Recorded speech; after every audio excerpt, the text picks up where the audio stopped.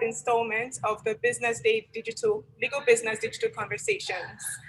We're very happy to have you here with us. This is done in collaboration with the Nigerian Bar Association Section on Business Law, Employment, Labor and Industrial Relations Committee. So we have our esteemed panelists here, and Mr. Shini Adio, SAN, the chairman of the NBA SBL, would be giving the introductory remarks, and then we look forward to a thought-provoking and insightful discussion on this wonderful topic. So please stay tuned. Mr. Shini Adio, over to you, sir.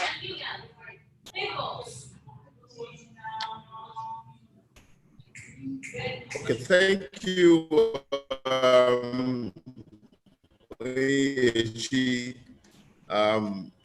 good afternoon to our distinguished panelists and delegates. Good afternoon to recognize Mr. Alumide Akpata, our immediate past chairman of the Nigerian Bar Association Section of Business Law. Mr. Akpata, you're welcome. Thank you for taking time to come and join us in the middle of your campaign. So it's a pleasure to have you. So thank you for that kind consideration. I also want to recognize the chairman of the Employment, Labor and Industrial Relations Committee of the NBA SBL, Mr. Ose Okweku, for organizing this well thought out webinar. The Employment and Labor Committee of the SBL has been one of the most active committees of the section. So, and that was the case when it was under the leadership of Anthony Nwauche. So Tony, Ose has kept the flag flying, so to speak. So congratulations on that. We're very proud of your committee.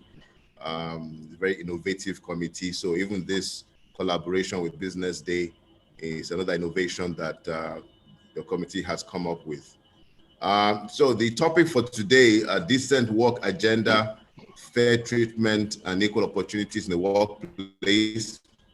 My own task is very easy today, really. I'm going to stay to participate, but I'm not going to take too much time so that we can have as much of an interaction with our delegates, and also they can have enough time to hear from the distinguished panel that we have this afternoon. And then maybe we'll also talk about, these issues somewhat on a global scale, including some peculiar aspects of it, perhaps in other climes. But it's an issue that is very, very pertinent at this point, and particularly with the advent of the COVID, there's certain other additional considerations that I would submit employers need to take into consideration to make sure that they create a decent work environment for employees, so as to make it such that they can work in a safe environment. So without further ado, I thank you all. I thank you for the opportunity to have been able to make this very brief opening remarks. And again, I welcome our delegates. Mr. Akpata, again, thank you for joining us from your rather busy schedule. I don't know whether it was part of the agenda, but since we have him, who knows how long for, but hopefully for the entire duration of the webinar. But perhaps Mr. Akpata may want to say a few words. Mr. Akpata. Mr. Chairman, sir, I think I have an opportunity to say a few words in the course of the session, but now the chairman has given me a first bite at the cherry and promising me a second one shortly, let me take advantage as a true politician to quickly say, because I have become one now, to say thank you. But firstly, let me join you, Mr. Chairman. You and I spoke this weekend about the work that our committees are doing, the work that our committees at the SBL are doing and have been doing, and how proud we are of our committees. So let me just place it on record. Let me join you in commending Ose Okweku and his team. This is not the first time I'm appearing at an event this year organized by this committee. And so it is just amazing that this is going on, because as I said to you over the weekend, Mr. Chairman, we go around the country saying SBL is working. SBL is a well-oiled machine. And sometimes you stop for a second and say, I hope Ose and Co are actually working, so that they cannot let anybody doubt or to doubt whatever I say about SBL.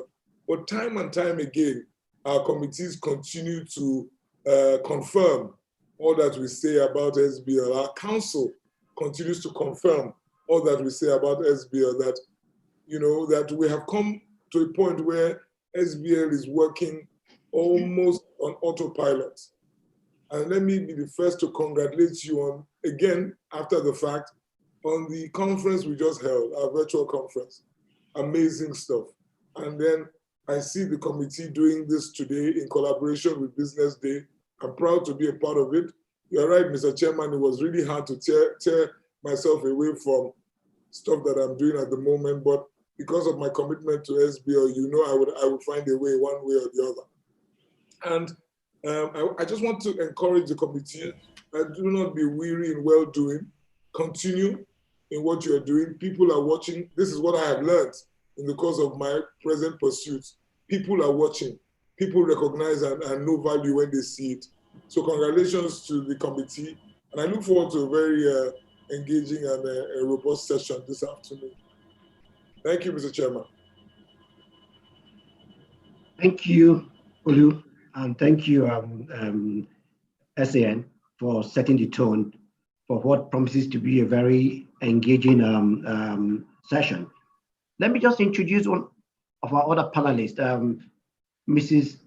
Nneka Idan, who happens to be the HR partner for ACCA Global in Africa and emerging markets. ACCA happens to be one of the biggest professional bodies in the world, accounting body, and we're grateful to have her here with us as well. Also, let me recognize Chinwe, the Senior Commercial Legal Manager for Guinness.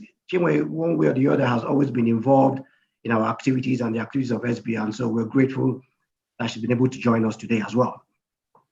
So, setting the tone for the conversation we intend to have today, which is the ILO Decent Work Agenda. What truly is the Decent Work Agenda? To truly understand Decent Work Agenda, we must then start with what is decent work. ILO says decent work is productive work for men and women in conditions of freedom, equity, security, and dignity.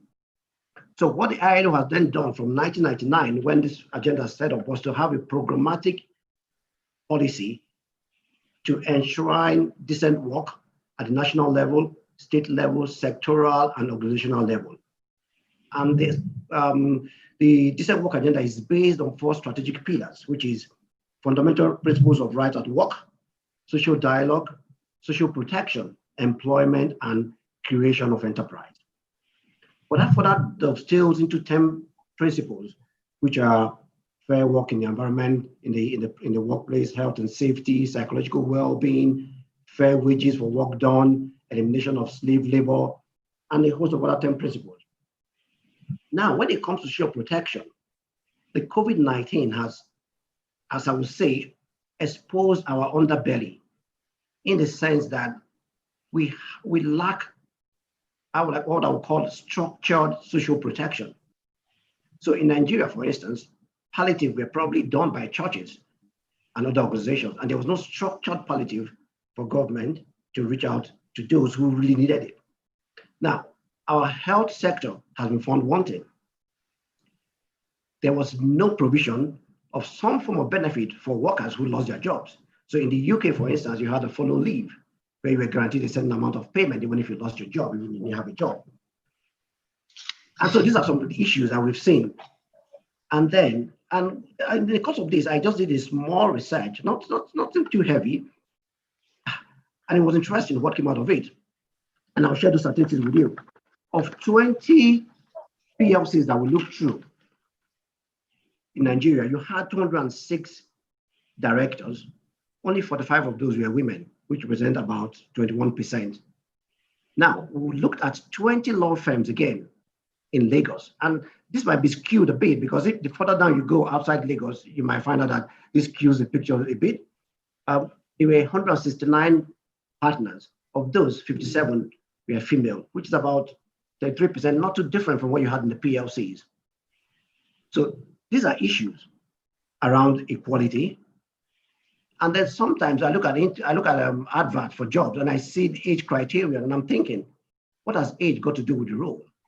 Truly, is it not about the output? Is it about the age or the output? And then last year, 2019, I was lucky to moderate a session on Me Too, sexual harassment. And what came out of that was that we actually have an endemic sexual harassment culture in the legal profession, following the research carried out by IBA and that of the United Nations. And so these are issues around a decent work agenda. And so just to set the tone for that, and we'll have been discussing all of this. So I know that in protocol, you probably speak to the SAN first, but because we're looking at equality here, and we have some women on the panel, I'll start with Nneka, and I'll say, Nneka, truly, what really, in terms of breaking it down, and I always like to say this, to break it down to the bare knuckles, really, what truly is decent work agenda? What does that translate in practical terms for ACCA? Thank you, Osei. Good afternoon, fellow panelists. And let me also thank the NBA's SBL and Business Day for this opportunity. So I think the best thing to do is to illustrate with an example of what has happened at ACC. I think that pretty much will bring all of this together. So we completed a restructure about 2 years ago. And I had a colleague approach me. She wanted a one-to-one discussion, and her view was that she now looks after 2 countries instead of the one. And she was wondering why she didn't get a raise, a salary increase with this broadened scope. And I said to her, well, is that making you consider other options outside ACCA? And she said, oh, no. She just wanted to understand why. So I went on to explain to her why that decision was taken and the fact that it was consistent with other such changes across the globe. So it wasn't peculiar to her. She looked at me quite pensively for a bit. And then I said, well, again, if you want to have another conversation around considering your options, we could have that conversation. Remember, I'm HR, so we do have these conversations. It's all part of our day job. And she then went on to explain to me that, look, I've got peers in Nneka, I've got friends outside. I know I've got it good here. And I thought, oh, okay. What do you mean when you say you've got it good here? Talk to me about that. She said, well, I've been with this organization about 7 years now. And when I joined as a temp, a support front desk person. And in that time, up to now, I've had 2 kids.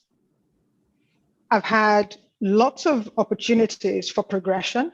Like I said, starting out as a temp, now I'm looking after a function, and now I'm looking, after 2 countries. In that time, I've had the opportunity to travel to several other countries.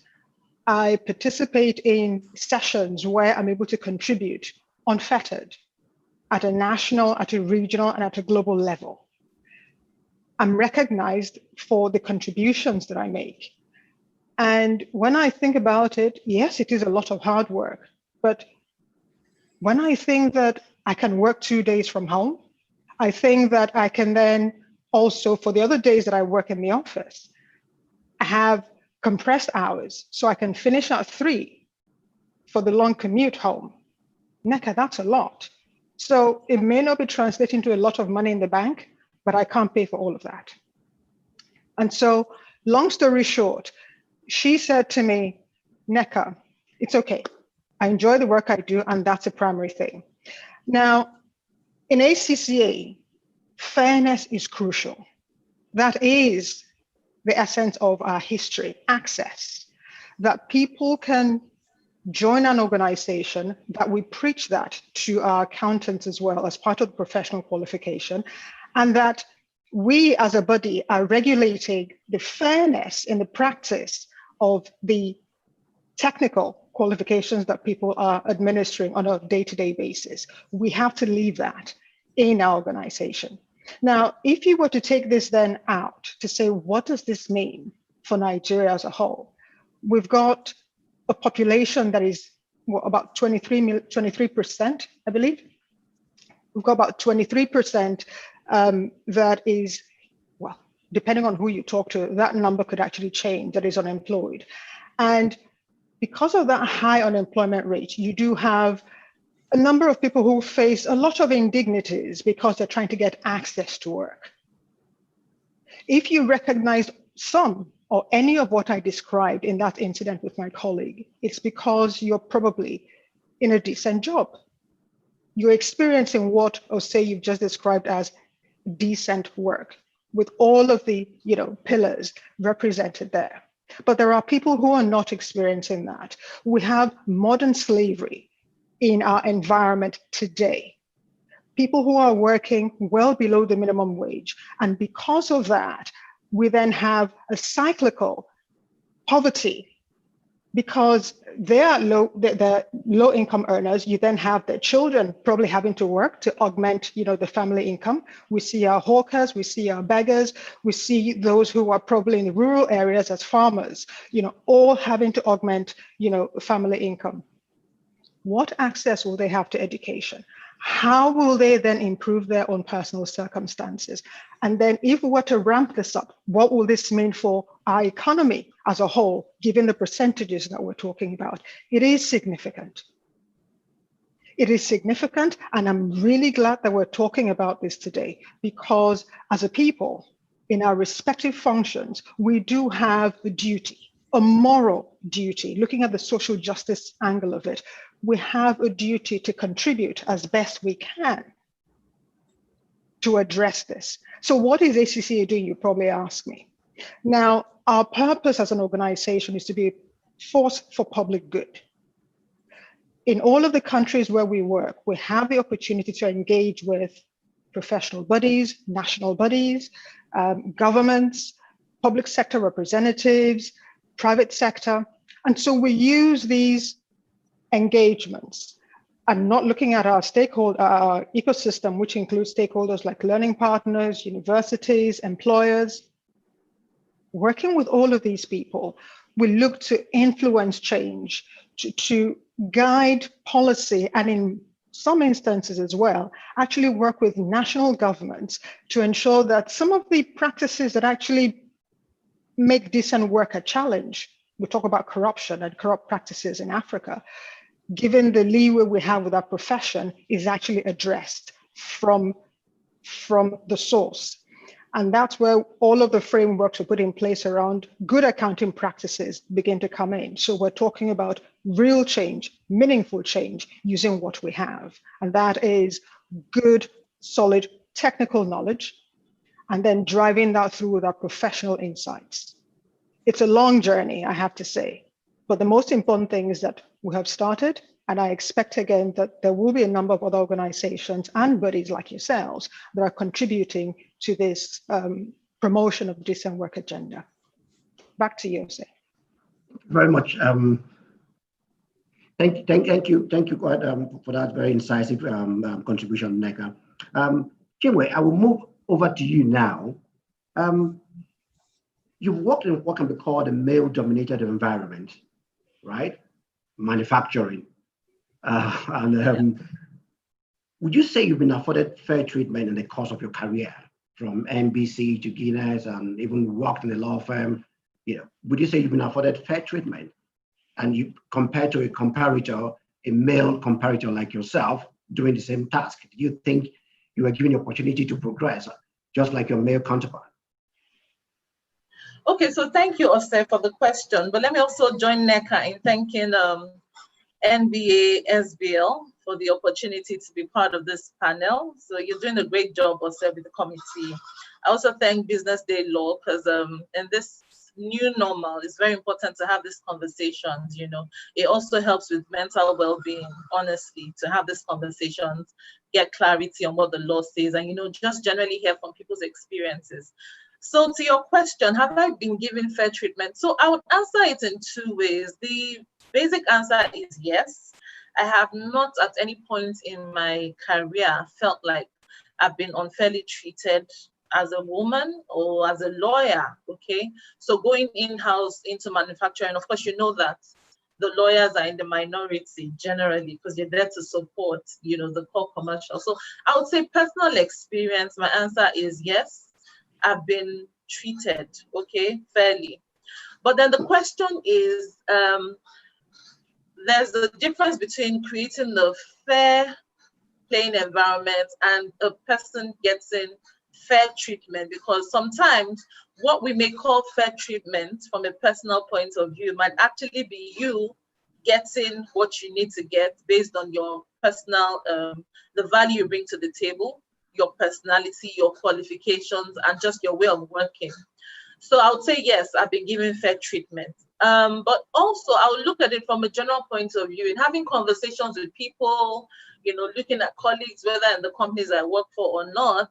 There have been different experiences, okay? So let me just, you know, give a disclaimer. I'm here speaking in my personal opinion. I'm not here to speak on behalf of any organization, and you understand that, but I would still speak from experience. So in the thing about fair treatment, okay, let's go back to law firm work. My core practice was litigation, arbitration, and ADR. And you know that litigation in Nigeria for a very top law firm would involve a lot of travel, a lot of what you would call hustling, and, you know, a lot of tough work. The presumption, you know, with some. Oh, I think technical hitch is there, and that's part of the challenges with working remotely as well. I think Chiwe will come back to us at some point. We lost her there. While we wait for Chiwe, Tony, I'll just go over to you so that there's no break. Tony, part of the decent work agenda means decent pay, right? And you are the managing partner of TLC as well as the Lagos Bar Association Committee on Remuneration. Do you think that lawyers receive decent wages? And how would you determine what is decent wage? I say thank you. And let me thank the SBL and Business Day for this opportunity. Speaking about equality, also, I'll say that I thought you would let one woman and then one man speak, and then one woman and then one man. So it appears you've been unfair to me in this regard, but that's by the way. I think for me, generally, let's look at Nigeria as a whole, because we can't look at lawyers in isolation. We're in a country where I think we all know that some earn a decent wage, a lot do not. And so let's come back to the legal profession. The first thing for me is that I think we should look at it in terms of the ILO's objectives, which is saying, one, that organizations should promote all workers getting a just share of the fruits of progress. That's in one hand. And then secondly, a living wage. So workers should generally get a just share of the fruits of progress and then a living wage. Now, when we talk about the just share of the fruits of progress, what we're saying basically is that what is the mindset of the employers or the owners of a business? I think it should be that everybody who is a stakeholder should actually get a just share of the fruits of progress. And let's be honest, over time, work and the work situation has gradually progressed and improved. But in doing so, has every worker gotten a just share? If we take it from that mindset and understand that everybody here is a stakeholder, and without everybody being carried along and feeling that they get a just share, ultimately it will affect our own ability as an organization to thrive and do what we've set out to do. So I think for a large extent, we need to think along that line. I think if we take that out of the equation, we can come to the second question. It makes that second one easier, because the issue is do a lot of us actually think from that perspective? Do we understand that our workers, our employees are stakeholders and have a share in it? And there are so many ways that's done. We see organizations who wake up today and ask and say, look, we want employees to have part of the shares. We have a trust scheme. Some organizations have bonuses. We have so many things we're doing, but it must come from that perception and that notion, first of all, that everybody's a stakeholder and everybody should get a just share in the fruits of the progress. Now, to the living wage, when we talk about living wage, we know we talk about any something decent, transportation, housing, healthcare, and all the like. Now, that's very important, but you must agree that you cannot look at that in a vacuum. It's tied to a country's economic progression, whether you like it or not. So that's there. The committee is putting its heads together. The NBA is conscious of it, but we must be careful about how we go about it for two reasons. One, first of all, there's no legislation generally about minimum wage for lawyers in particular. We don't have any legislation. So when you're talking of a living wage or a minimum wage, we can only start from what we have as a national minimum wage that applies to all categories of workers.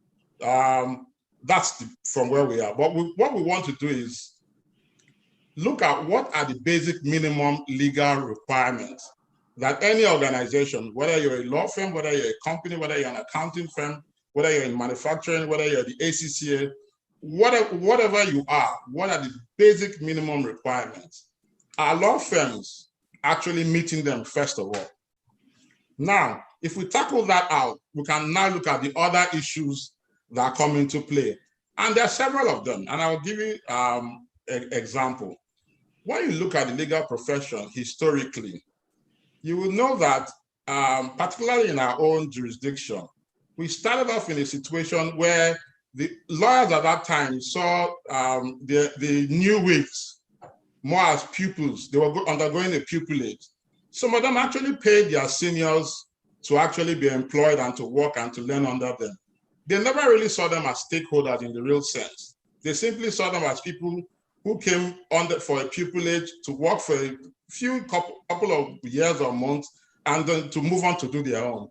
They never built what we know as partnerships in the real sense today, or big commercial firms or institutions where people could hope to build a career and eventually part own.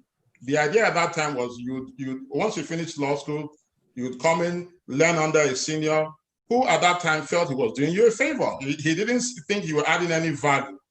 But society has evolved over time.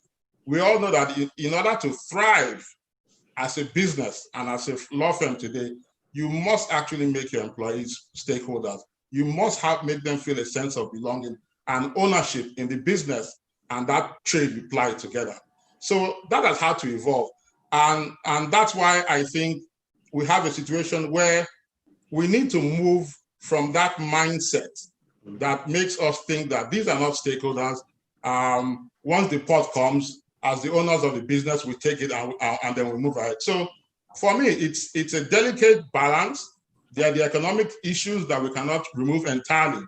And that's why I must commend the SBL, because I'll give you a few statistics you need to look about and to put this in context when I'm talking about the ability of law firms to earn income and generate money and then to pay their workers. And I'll give you some simple ones. I took my time this morning to bring them out. The law school in Nigeria in 2018 and 2019 produced 4,779 students and 4,458 respectively, lawyers. The New York bar did 7,518, California bar 4,566. The population of New York is 19.45 million, California just under 40 million. Nigeria, 200 million. So in the real sense, if I look at it by the number of lawyers to the people, Nigeria is doing fairly well in that sense, in the sense that you would say there are not too many lawyers. But I'll come to the crux of it, which is economic activity. Now, I'll take the GDP of just New York. New York State in 2019 had a GDP of 1.75 trillion US dollars. California had 3.2 trillion US dollars. Nigeria had 446 billion US dollars. Now, when you look at that together, what's it saying? Is that the economic activity for 4,779 lawyers is insignificant when you compare to what just New York or California generates. So what has the SBL been saying for a while now? It's that the legal profession must go outside its conventional ways of doing business and working. What are other areas we can look up to? And that's why if you look at the SBL, what's done under Shenia Diona, who is here, and even Olu's time, was to think up of new areas of law to create opportunities for lawyers. So one, if you don't create opportunities and you don't have money, you can't pay, right? But secondly, when you do create the opportunities and when you actually have the money, what are we doing right? I don't think we can say legislation because we don't. And I tell a lot of lawyers, I say, well, how come the other professions are not legislating? I think it has to do with the perception and the mindset that the people who are in those professions have. If you look at your profession like a business that has stakeholders, and you need your stakeholders to actually take a part of the cake, I think would work entirely different, and it would benefit the whole gamut of the profession, whether you're in-house, whether you're a litigator, or whether you're running a full service law firm. Thank you. Thank you, Tony. That's some fresh perspective you brought onto the table as well. And I would drill that further down in the next line of questioning. So, Olu, this is for you. Over time, I know you're campaigning for the president of the NBA, and you've built your campaign on an all-inclusive bar. So my question would be, based on what Tony had said, and Nneka and Chinwe have all chipped in, how do you intend to achieve an all-inclusive bar that is fair and promotes equal opportunity at every level? Thanks, Jose, and thank you to all those who have spoken. Very, very interesting perspectives so far. I think, yes, we are running, we are all in, well, some of us are contesting for office at the Nigerian Bar Association, the upcoming elections. And the issues that we are discussing at the moment are definitely critical. And the NBA, not just as the umbrella body for lawyers, but also as lawyers also as employers of labor, as it were. It's important for us to chime into discussions of this nature and for us to get a sense of the big picture. So yes, you are correct, Ose. One of the issues that I brought to the table is that the NBA is unable to my mind, intervene in some of these issues because of the fact that not everybody is included in the conversation. And so you find that the women lawyers who have their issues or the peculiar issues that confront them in the course of practicing their profession, for example, to my mind, don't get as much of a say as they should in the affairs of the association. Thankfully, this present administration just set up the NBA Women's Forum, or re-established it. To my mind, what is important is that each of these segments of the profession, each of the groups that make up the legal profession in Nigeria must be given the opportunity to ventilate. What you have presently is a group of people who sit down at the highest decision-making body of the association, and making rules and regulations and policy affecting all of us, without us having the opportunity to intervene in the process. So when I talk about an all-inclusive bar, I am asking and I am seeking for a situation, or seeking to see a situation where at the level where decisions and policies are being made by this association, Nigeria Bar Association, all the key stakeholders are involved, so that, like MK Abiola said famously, so that nobody gets to shave my head in my absence, if you know what I mean. So so the young lawyers, right, should be in the room to discuss, to be able to discuss. They should statutorily be members of our National Executive Committee, the women folk, lawyers in the military, in-house counsel have their own issues that they think should be front burner. Lawyers in government service, they are known as Law Officers Association of Nigeria. For me, that is the way we can run an all-inclusive bar. And so that is how the conversation will start, so that we can put the issues on the front burner. Now, once you have created a situation where everybody is at the table, then we can start drilling down to issues that affect us in the workplace. Some issues are general and they cut across all sectors. So the issue of remuneration or the issues of working environment. But if, for example, let us look at the issues that confront the women folk. The NBA as an organization would need to pay attention to these issues, because one of the reasons why we band together as an association is because we want the group to do for each of us what we cannot do for ourselves.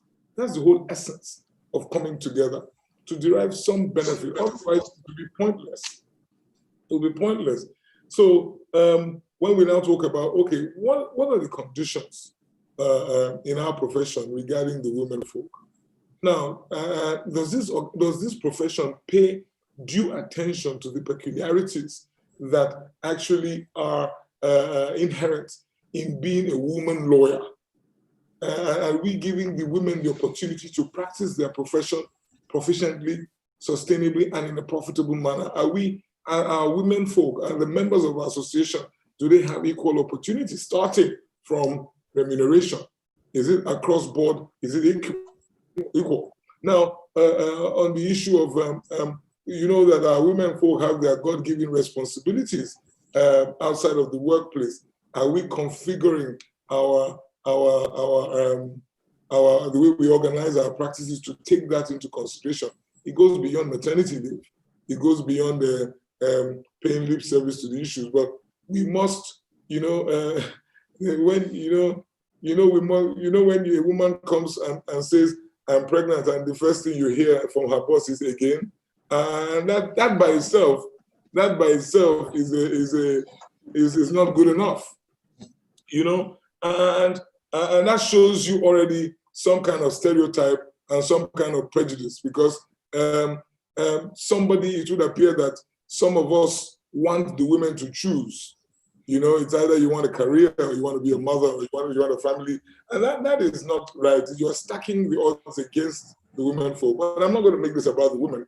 But the point I'm saying or trying to make is that as a matter of philosophy, before we even go to policy, as a matter of philosophy, we must have an organization that recognizes that we must configure ourselves, or we must organize ourselves in a way that takes into consideration the peculiarities of our members and their distinct requirements. And it's not good enough to say we are only reflective of our society, because as a profession, law, we are meant to be beacons in society. We are meant to lead the way, and we're meant to show how things ought to be done. So I look forward to the day when the legal profession would actually chart the course and say, this is the gold standard for the way, for equality at the workplace, for good working conditions. And then the rest of the country can begin to take a cue. I had a really fantastic conversation with our colleagues, lawyers with disability, yesterday. I had spent over 1 hour with them on the phone, just discussing with them on their own issues. And it's unfortunate, and I'm sure you will all agree with me, that this particular society, our society, tends not to even remember that we have our compatriots, our colleagues who are, confronted by these physical challenges. So because we don't remember, because we don't make the issue front burner, we don't even ensure that we are organized as a profession in such a way that they can practice the profession without undue difficulty. So disability access is even something that we still have to ask for or discuss.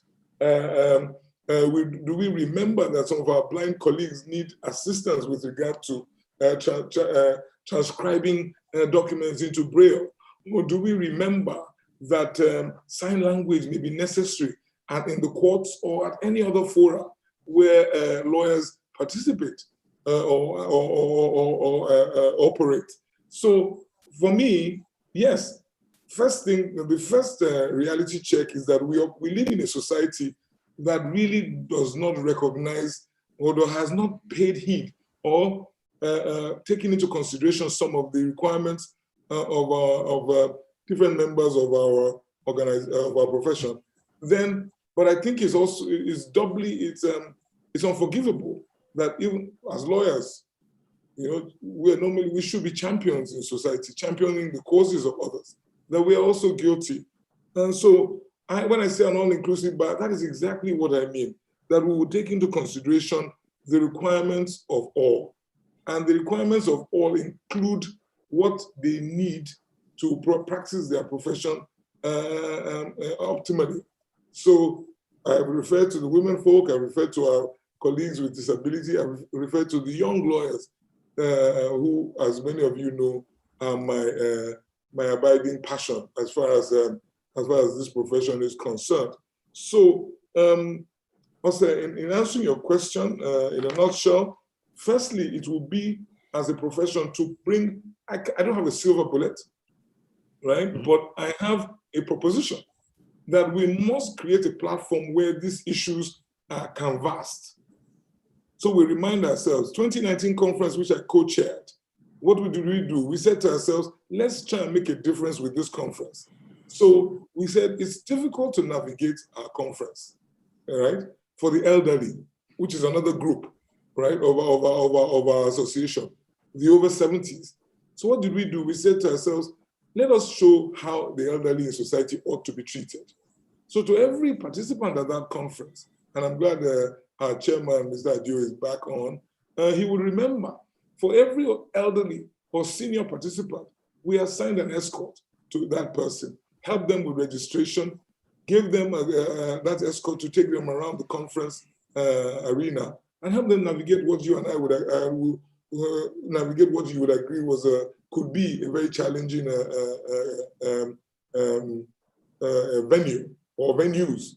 So, and we also worked on disability access for our colleagues who are physically challenged, and we tried to get them secure seating or reserved seating. However, I don't think we did enough for our disabled colleagues, and I'm hoping that the next conference that is physical will take this into consideration. Even the virtual conference should consider sign language and all of that for our colleagues. So, also, it's important to put these issues front and center, make them topics for discussion, and in the process, we will distill, we'll synthesize all the shades of opinion, and as an organization, as a matter of philosophy, right? And then as a matter of policy, we will begin to take all of these issues and make them important enough for us to say, this is what we do as a group. And I think that is the way my mind is working. And in the event that I'm successful in my present pursuit, and I find myself at MBA House, you can be certain that this is how I would organize our association, and so that we can lead the way and be the beacon that we should be in society. Thank you very much, Olu. Olu is never short of brilliant ideas, so it doesn't come as a surprise at all with what you've laid out. SAN, I know you said your task was the easy task of doing the introduction, but I'm sorry, you have to come in here at some point. I was going to ask you, given your multi-jurisdictional exposure, would you say Nigeria has adequate legislative interventions to engender decent work agenda amongst its populace? You have to unmute yourself. Okay, thank you, Osi. Thank you for the question. I think at the end of the day, people implement all these rules. So it's nice to have the laws and the regulations, but at the end of the day is how well are they being implemented? I think broadly speaking that, we have laws that address all the different issues that, our panelists have discussed. And I was watching during the presentations, the activities on the chat group and the polling, and I noticed that surprisingly, perhaps, given the issue we're talking about, it appears the majority of people that are listed haven't had bad experiences as employees. In fact, they wanted the question on the poll changed from, how often have you had a bad experience to perhaps not applicable, because many of them just haven't had it. And I personally, as Chinwe had said, for example, I too, I guess I've been fortunate that I haven't really experienced, either issues of discrimination or any kind of negativity as far as in my work life. Now, and I'll get to some specifics, but having said that, I have to say that I was shocked to my marrow when I first returned back from the States. And the only time, well, except for one other time very briefly, that I ever worked outside a law firm environment, was when I was part of an executive management when I first came back.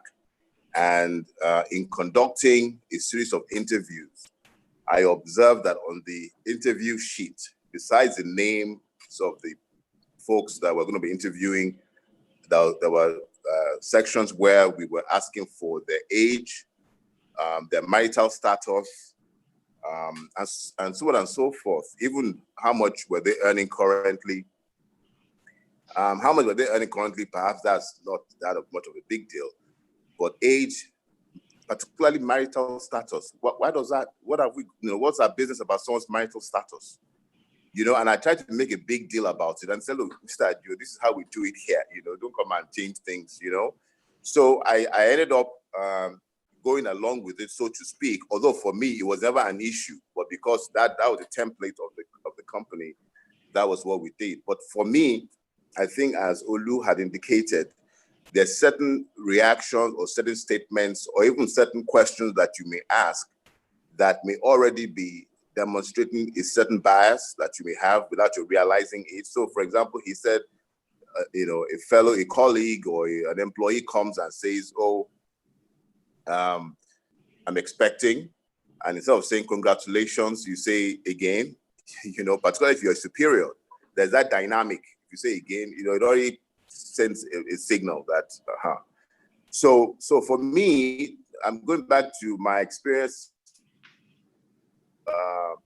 a different climb. I was fortunate. I didn't experience, at least I don't think, but what I would say is that I was always very sensitive to looking out for those kinds of issues, because oftentimes they're very subtle. And what I found was I was always, to a certain extent, at least subconsciously, overcompensating or trying to compensate for the fact that, one, my name sounds different from everybody else's name.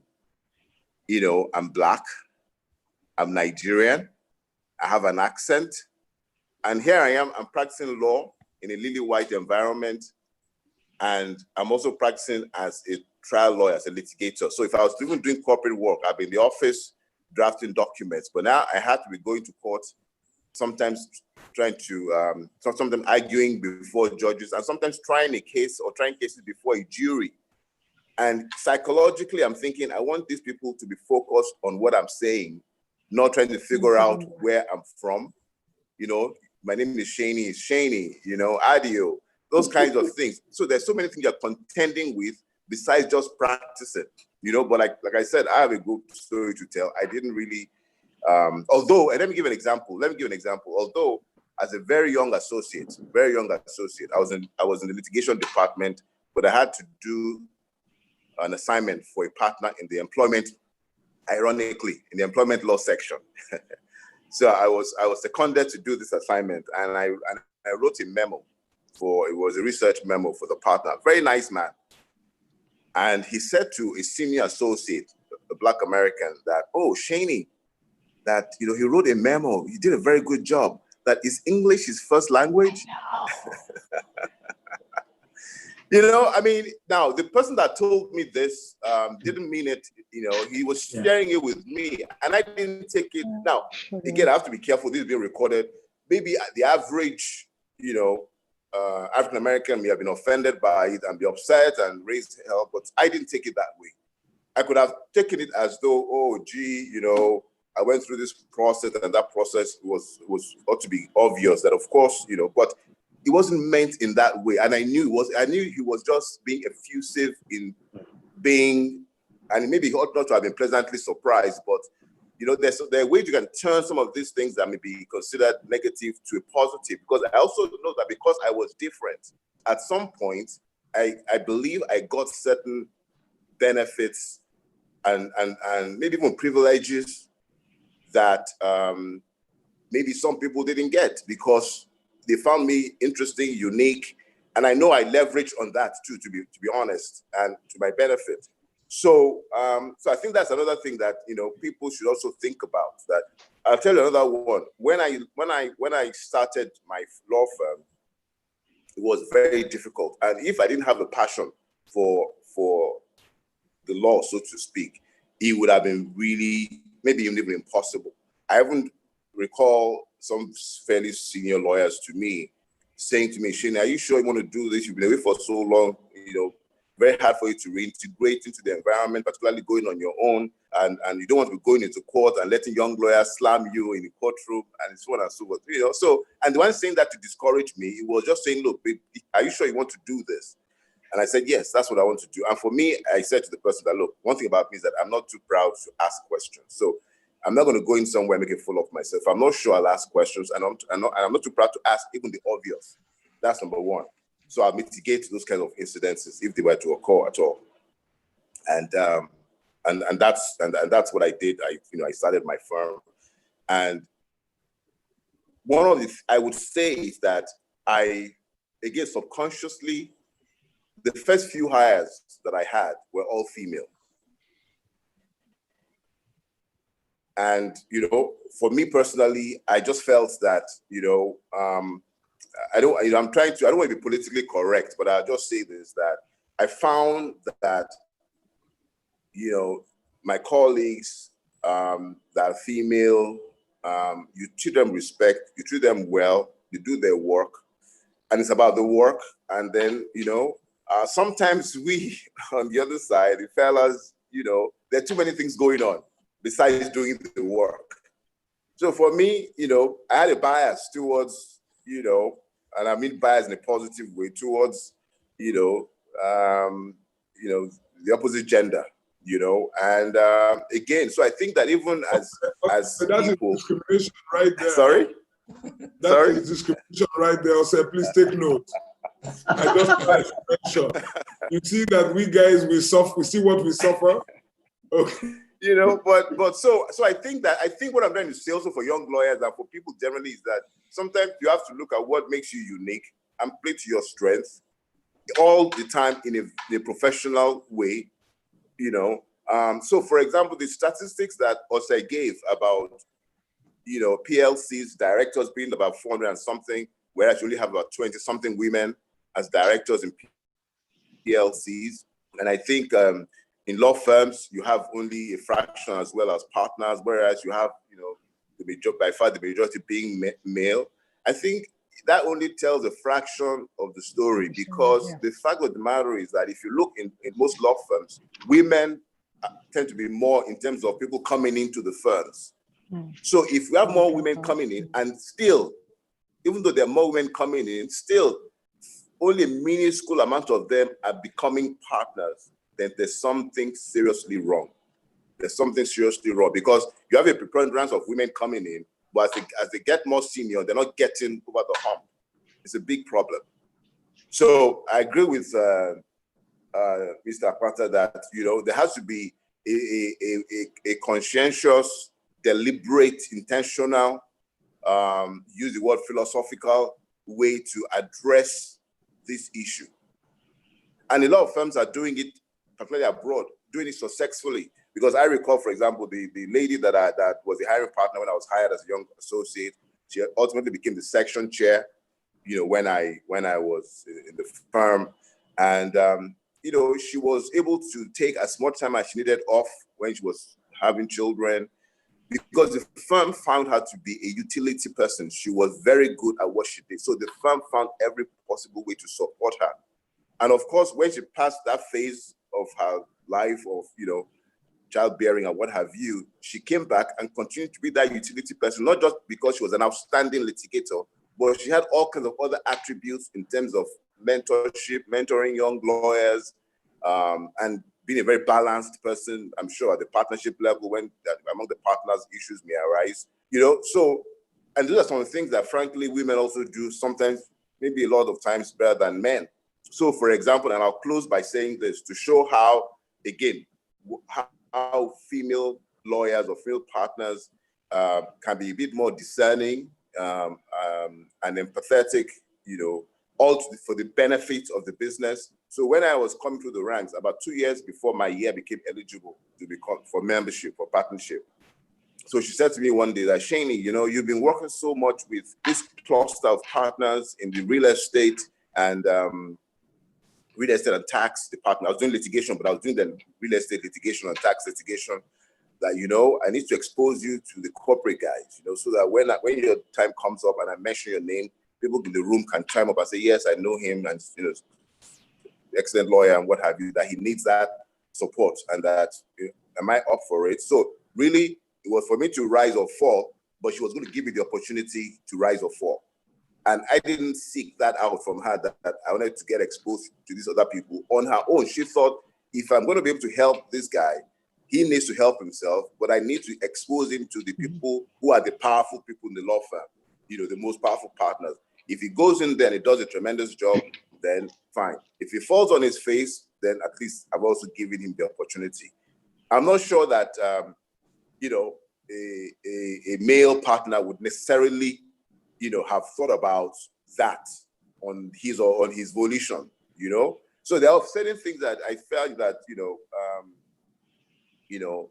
the opposite gender also bring to bear that, you can't, the invaluable qualities, let me just put it that way,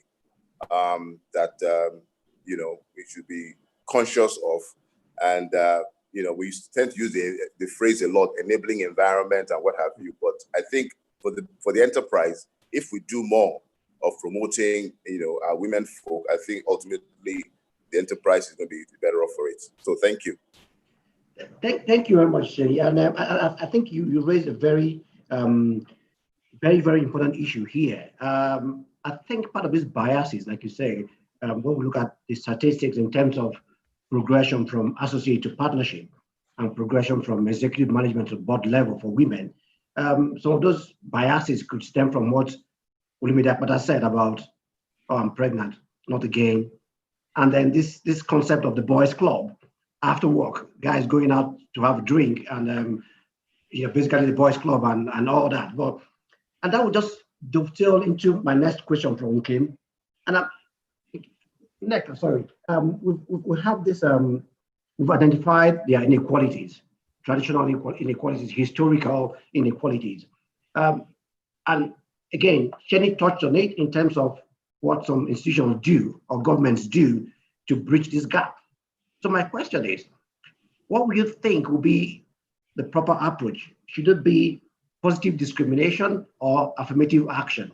And perhaps maybe you just help explain these two concepts of affirmative action and positive discrimination, and what would you think would be the best approach to balance out these historical inequalities?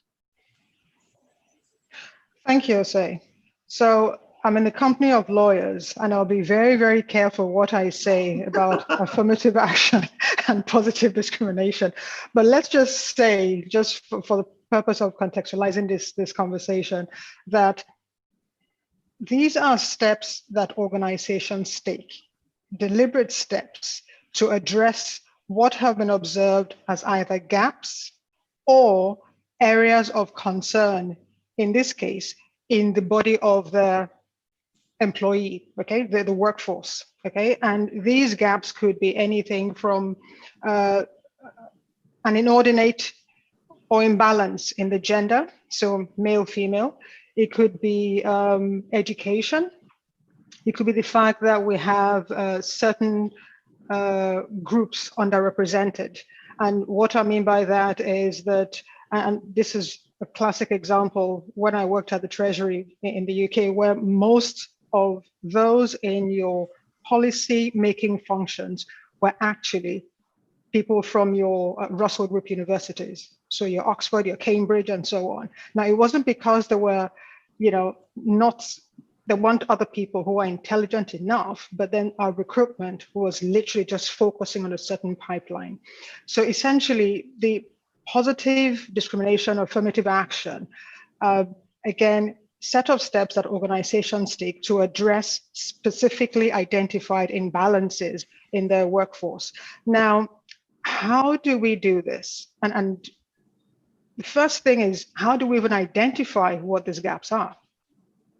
Because a lot of the time, the challenge is in the data that we have and whether we're tweaking that data to say what it is we want to see and what it is we want to work on, or whether that is the real issue.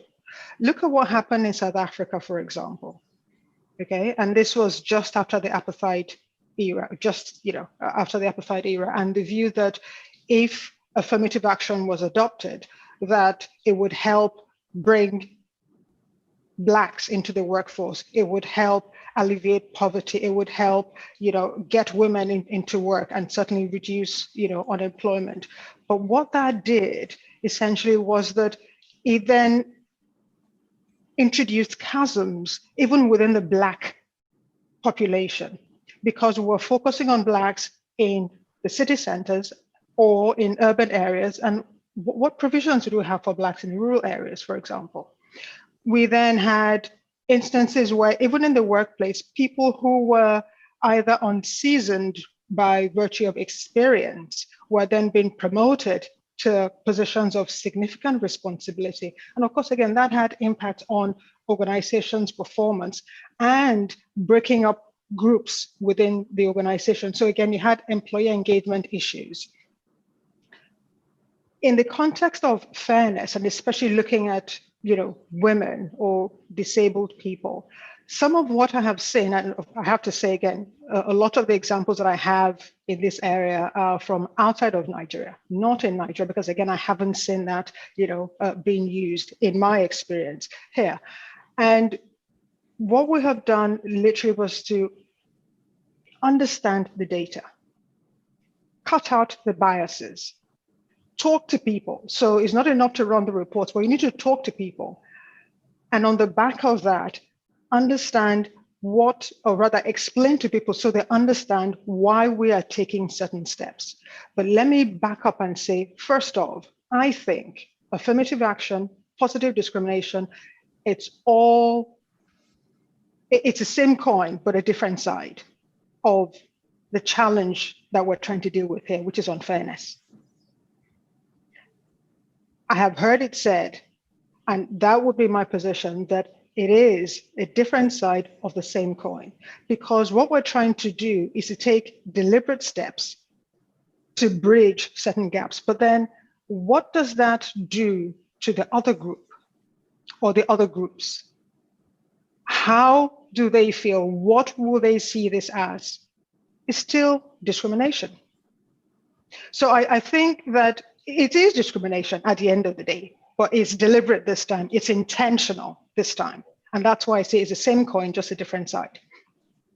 And so I would certainly agree that it is important that we address this issue, but I think it is how we go about it. And it is about having the conversations with the employee groups. And that's why I liked what Mr. Pata, said earlier. So it's not about, a few people, HR, for example, sitting in a room and saying, we're going to do this, and then you start doing that.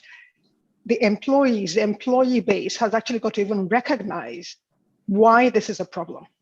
Why, if we have certain groups. So all, able-bodied people, we're not considering disabled people. We have predominantly male, employees. We have predominantly a certain race or a certain ethnicity.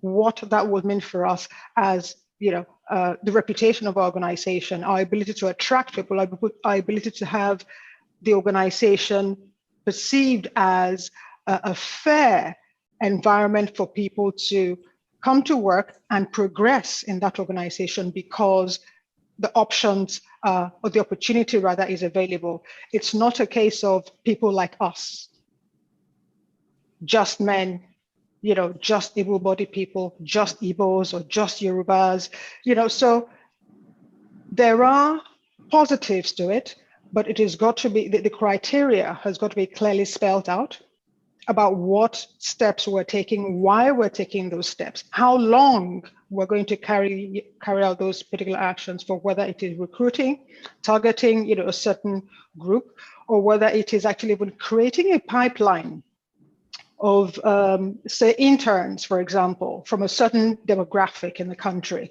or whether it's a case of introducing a program for women, young women, because, as we say, at a certain stage of their lives, they tend to disappear. Okay, but what can we do as an organization to encourage them to stay? What kind of policies can we put in place? What kind of mentorship programs can we put in place from other women who've gone through that phase of life and have returned to work and have progressed? What did they do different? And how can these younger ones learn from their experiences, but also, again, have someone that they can talk to and know that, look, someone has walked this path. And if she did it, I can do it. And then that then helps them stay on at work and then hopefully progress, of course, again, where they're performing as they should. So I do think that it's a very challenging one. And where it is not well managed, organizations actually pay a lot more in negative press, in disengagement, in actual attrition, when people leave, because as far as they're concerned, you are practicing discrimination. It's just, branded or packaged differently. Thank you very much, Nneka. Jose, do you mind if I join in? Yes, for a minute, because we're actually running out of time. Yes, you can say something for a minute, please. Yes, you may have gotten what you wished for, because it wasn't clear to me. I thought it was clear initially, but then towards the end, it wasn't clear to me. First of all, I've really enjoyed listening to Nneka. She has it all nailed down. But it wasn't clear to me when she said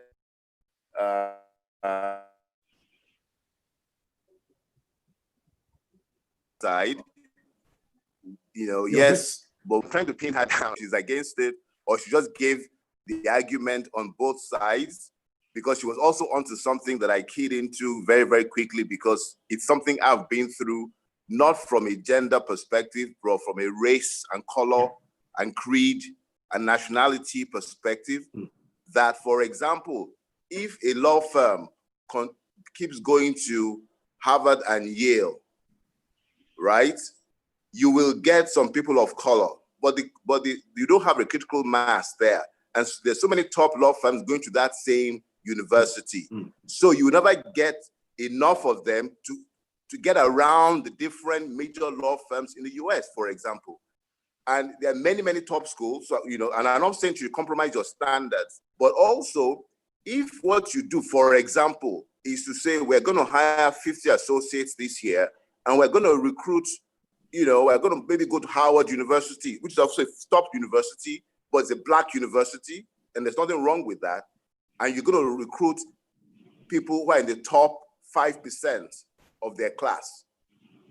Thurgood Marshall, for example, former U.S. Supreme Court Justice, went to Howard Law School. So then that means you're making a conscious decision to make sure that you get a top yield of people of color.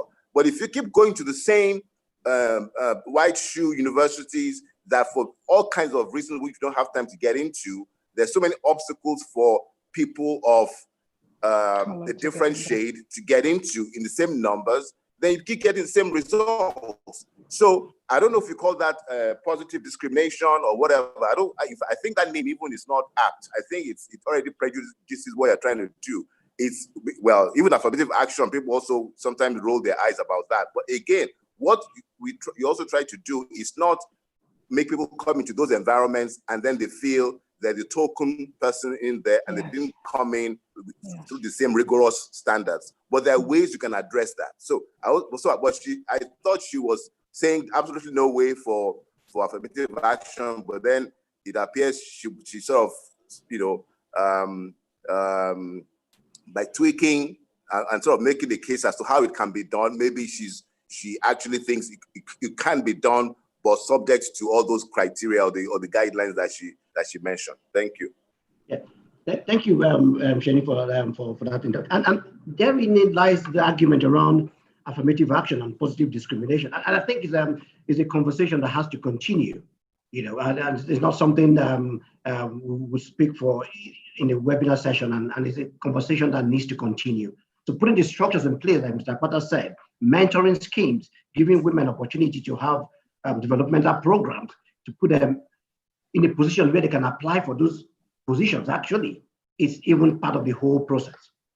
So, Kinwe, just to go back to you, I'm sorry we lost you at that point, but to go back to you again, and this is something that really, I really wonder each time I say it. I look at newspapers and I see adverts asking for age qualification, and you say you want 25-year-old with 10 years experience. How is that going to happen? So what we're trying to do is create a culture of lies and people doctor their ages. And what do you think about that, Joe, from your point of view? Do you think there's a legal basis for that? Okay, also thanks, and apologies for earlier. I had some internet connection issues. It's funny, really, working from home. Just to balance, to complete what I was saying earlier before I come to your question, I was trying to say that there's some biases, presumptions that women can't thrive in certain roles, or lawyers can't do certain roles in-house and all that. And I was saying that there's a balance between someone's personal qualifications, personality, and all that, helping the person get to what you may call fair treatment, and then also creating the enabling environment, which Mr. Dio SN referred to as well. So I would say that, if you had asked me this question generally on whether there's fair treatment generally, maybe 2 years ago, I probably would have said no, not for me personally, but generally. But I see that over a period of time, there's more consciousness. So where I work, I'm the secretary of the Diversity and Inclusion Board, okay? And so you see there's deliberate action towards diversity.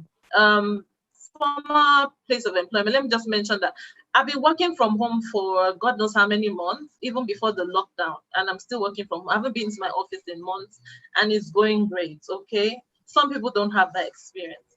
If I rewind back to when the Ebola crisis hit, I was in the law firm then, and those of us that were mothers with young children were allowed to work from home for almost 3 months, if I recall, at that time.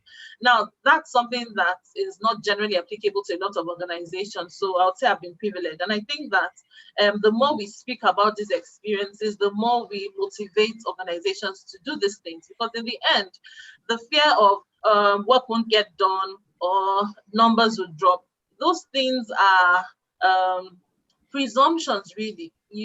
There's so many success stories where they've done the fair treatment, they've done good pay, good work hours and all that, and the numbers are still good, okay?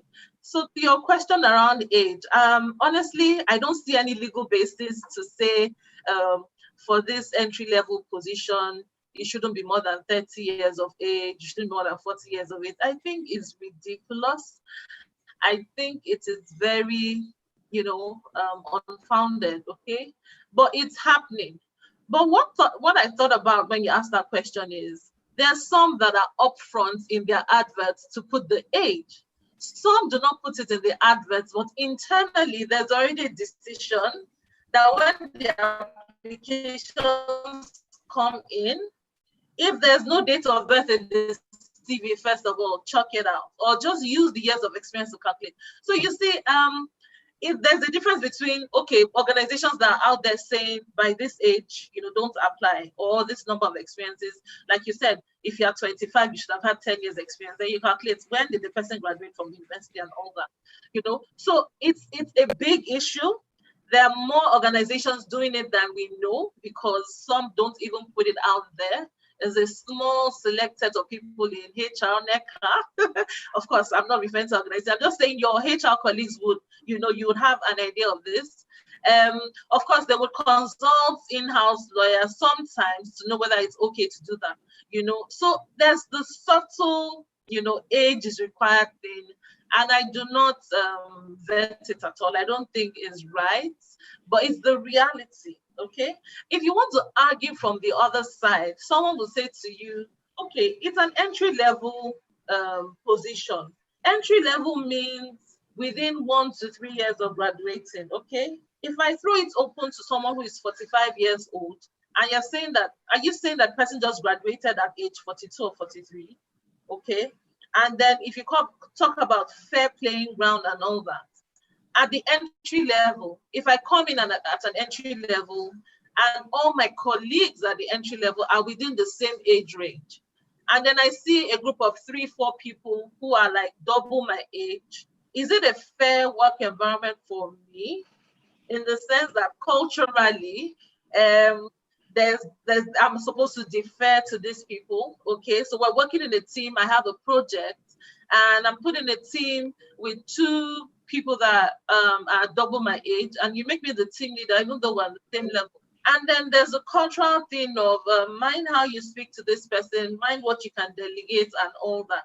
Then I can say I don't have a fair playing field. So does it justify organizations putting out age and all that? I don't think so. I just thought to bring that in as something to think about. So I don't really subscribe to that age thing.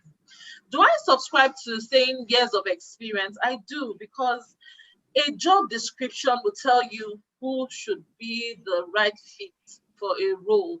And I mean, NECA will confirm that in HR, when you're describing a job, when you're saying what is required, what the company needs at every point in time, you can't but help putting experience requirements. And of course, do experience requirements also connect to age? Sometimes if I say I want someone who is 15 years post-call, minimum of 15 years post-call, okay? For the legal profession, you have people that went to law school as grandfathers. So a 50-year-old will tell you, oh, I'm just 2 years post-call, but I believe I've had the experience working in a different role, not as a lawyer, to bring to the table, okay? So you have those arguments. I think that the discussion around fair treatment, age, experience, and all that is something that we can break it into different slices, and you will never get, a one-size-fits-all. So I will still repeat that I do not think that it's okay. I think it's actually illegal to put an age cap in an advert. But the reality is that some have learned from reactions not to put the age cap in their adverts. But I know that when they're doing internal screening, and this is not a personal experience because I haven't had the opportunity to work in a place that's done age cap requirements. But I know that people do that internally, and there's also the one about the diversity thing. You put an advert out there, that to meet your diversity agenda, you want a woman for the role, but you don't put it out there in the advert to say this role is for a woman. Some people do that. I've seen some adverts where they say this role is for a man or this role is for a woman, but some people don't bother putting it out there. But when they screen, someone gets an email to say, oh, thank you for your interest in this organization. Unfortunately, your application has not scaled through to the next level. And you're not even sure why you're getting that email because you feel you have the qualifications. But these are the realities, really. And I don't know whether there's one solution. I think it's the conversations we have, the policies we get companies to put in place, and then people should speak up. I think people that have had these experiences don't tend to speak up. Someone and the person said, you smell nice. You smell nice became a hashtag because somebody wrote about it, and someone who went for a job interview, and they say, how old are you, or how many children do you have, or when next you want to have a baby? It's the reality. And I think the more conversations we have, the closer we are to the ideal situation. Thank you. Thank you, Chinwe, for that. Unfortunately, we are really running out of time, so I'm just going to run through a couple of questions with Tony and Olu. Tony, this is for you. In your past life, you were the company secretary of Société Bancaire, and that was the financial services sector. There's this unwritten code in the financial services sector, especially in the banks, that when two people meet, date, and get married in the bank, one of them have to resign if they get married. Is this something you're familiar with, and what would you have to say about it? Do you think is it all part of the fair work agenda? Is it part of the fair labor practice, or is it a decent work policy? Thank you. Well, on the question whether I'm familiar with it, personally, I'll say no. But for me, I think the problem predominantly is this. It's in the question you asked, and you said it's because it's an unwritten rule. Anything that is not written or clear is subject to abuse, and that's always the problem. Worldwide, we know that that's a very touchy subject. Different organizations have different rules, even in the most advanced clients, about having romantic relationships in the office. I'm talking generally now. Now, the idea, I think, is that most of these institutions did not come out and say what their rule was first. But generally, my take is this, is that if you're married already, in most instances, before you come, there are instances where they might even want to hire both of you. If both of you are going to bring value to that organization, it might not matter. But what is critical, one, is that first of all, have a policy on it. And that's what I always subscribe to.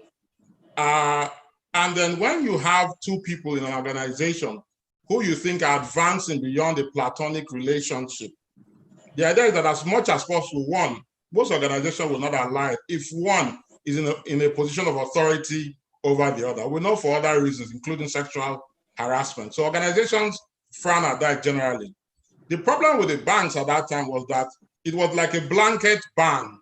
Rather than looking at the situation and creating solutions around them that will work for everyone, they would wake up and say, look, we would not have people in the same institution who are married. But I think the critical thing to look at, is it going to affect the ability of that person to do their work in the organization and their relationships with others? Because what were some of the banks worried about? So one, that if, for example, a husband or a wife was in a position of authority over the spouse, if you're going to talk of a promotion between the wife and somebody else for one particular position, one job offering, would there be the likelihood that you'll be biased and support your wife for reasons other than merit, or your husband? Those are the reasons. But I think there are always proactive ways to go around this. And that's why most institutions will say, let them work in different units or different departments. And you want a situation where one is not in a direct supervisory role over the other. The banks at that time made it blanket, and that was really the challenge. It's evolved today. I know some banks and other institutions today in Nigeria that have spouses actually working in the same institution, but holding different roles. But I think one, generally, I don't think it's a good rule to have a blanket provision simply saying if you're married, you can't work here. But the idea is that even when you have it, you must ensure that you have an environment that ensures that there's equity, not only for the spouse, but for every other person in the organization. And that relationship does not evolve from a position of where one party has authority over the other. So it's a delicate balance. We should not discriminate because people are married, but we should be proactive enough to structure an organization in a way that you can have married people work outside their emotions to each other, but in the interest of the organization for which both of them work. Thank you very much, Tony, for that perspective. I know we are running out of time, so Olu, this is for you. Is Olu still with us? Is Olumide still with us? I'm not going anywhere else. Okay. Well, I think an integral part of the decent work agenda, by virtue of Convention 185 and 151 of the ILO, it is psychological well-being being an integral part of decent work agenda. Our last webinar was on mental health, and a lot of issues came to the fore. So my question to you is, do you think there's enough awareness about mental health and at bodies like the ACCA, MBA, CIPM?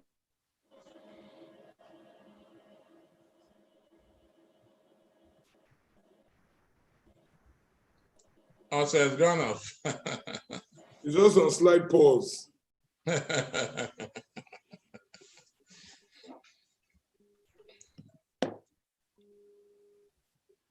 Yeah, he was talking about mental health and whether organizations are doing the needful.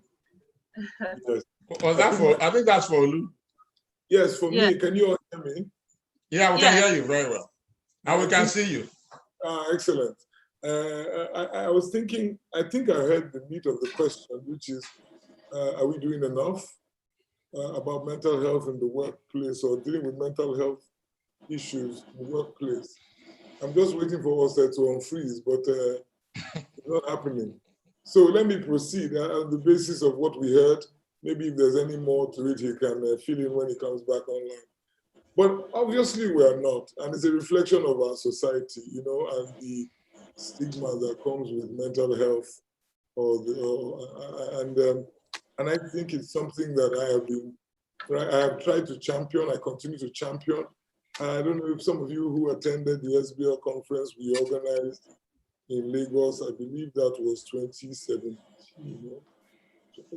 I'm not so sure. The first one under during my tenure as chairman. And we had a fantastic session on mental health where we invited, it was a health session, general health session, but there was the aspect of it that had to do with mental health. And Dr. Maimuna Kadiri was one of the panelists.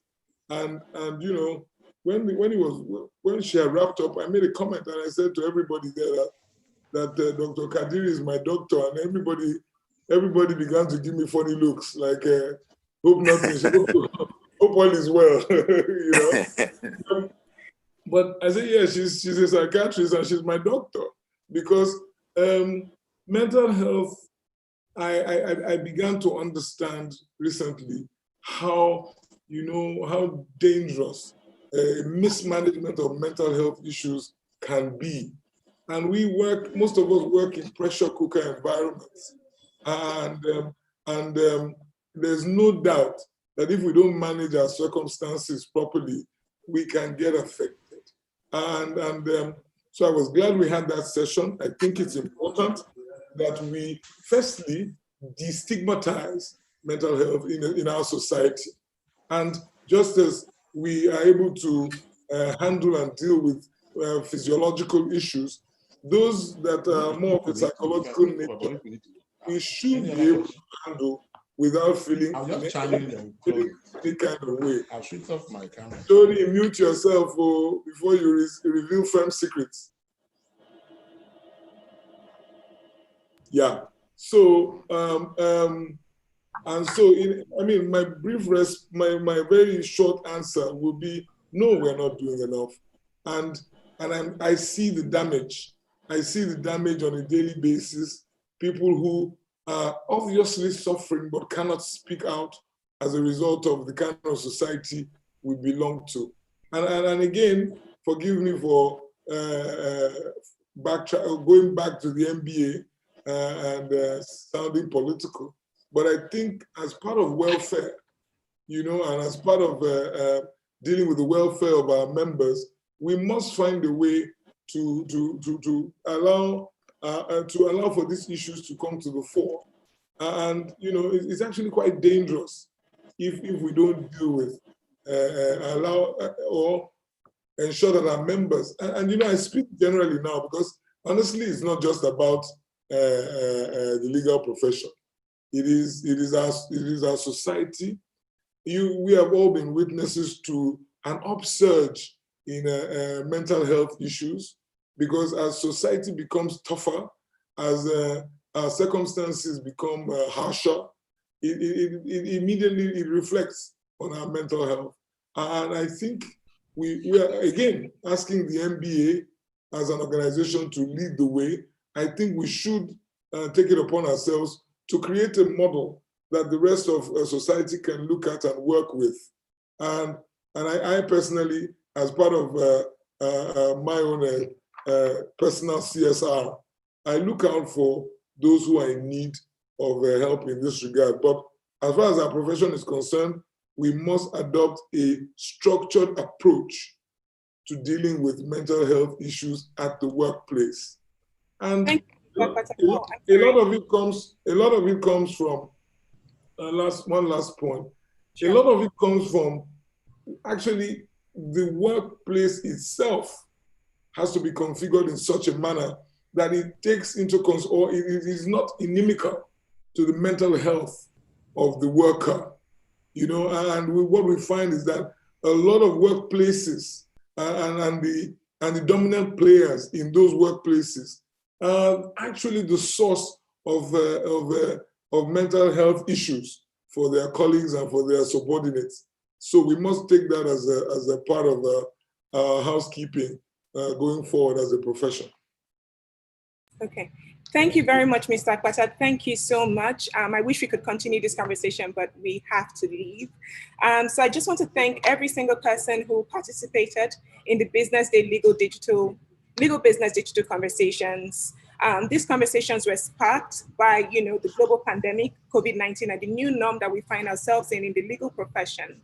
And today's webinar has been part of a series with the NBA ELIR Committee on New Paradigms in the Employment Relations. And I just want to thank our panelists, Mr. Sheni Adio Eseyan, Mrs. Nneka Idam, Mrs. Chinwo Diboegu, Mr. Olu Akpata, Mr. Anthony Nwochie, FBR, and our moderator, Mr. Ose Okbeko, for this wonderful conversation. From the comment section, we can see that everybody, learned something and felt that the contributions were necessary for where they are currently in their careers. So just thank you so much for sharing your thoughts and for spending time here. Thank you again, and we look forward to seeing you at the next Legal Business Digital Conversations. Bye. Thank you very much. Thank you. Bye-bye. Bye, Chinwe. Good to see you again. Bye, Olu. Bye-bye. All the Thank you for best. having us. Bye. Bye. Bye, Bye. everyone. You very Thank well. Please, Bye. Thank you. Please, can we take a photo? Oh, there you good go. photo. Yes, please. I like